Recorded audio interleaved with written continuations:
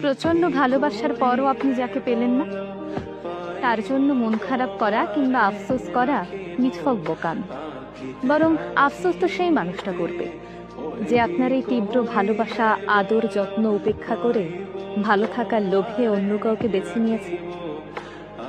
ভালোবাসার মানুষকে মুক্ত করে দিতে হবে, যাতে করে সে অন্তত বুঝতে পারে পৃথিবীতে আর কেউ তাকে ঠিক আপনার মতো করে ভালোবাসে কিনা, বোঝে কিনা।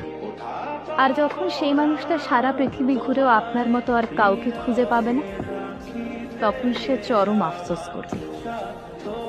আপনাকে কষ্ট দিয়ে অন্য কারোর সাথে সেও কিন্তু সুখী হতে পারবে না। হয়তো আপনার সামনে ভালো থাকার অভিনয় করবে, কিন্তু মনে মনে সে আফসোস করবে। পৃথিবীতে সত্যিকারের ভালোবাসা এখন সত্যি দুর্লভ।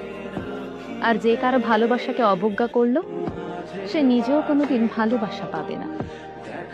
কারণ ভালোবাসার মধ্যেই যে প্রকৃত সুখ নিহিত, তা অনেকেই জানে না। যাকে এত ভালোবাসলেন, আদর যত্ন দিয়ে আগলে রাখলেন, সে চলে গেলে কিন্তু মন্দ নয়।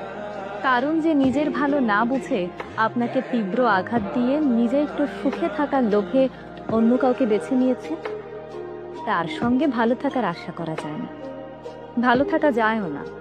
একটা কথা মনে রাখবেন, যাকে তীব্রভাবে ভালোবাসা যায়, তার চেয়েও যে তীব্রভাবে ভালোবাসে তাকে হারানোটা অধিক যন্ত্রণার, বেদনার। এখন আপনি আপনার ভালোবাসার মানুষকে হারিয়ে যে তীব্র কষ্ট পাচ্ছেন, তিলে তিলে নিজেকে শেষ করে দিচ্ছেন, একটা সময় সেই মানুষটা তার দ্বিগুণ কষ্ট পাবে। আপনি তাকে যে ভালোবাসা, আদর, যত্ন দিয়েছেন তার কথা মনে করে।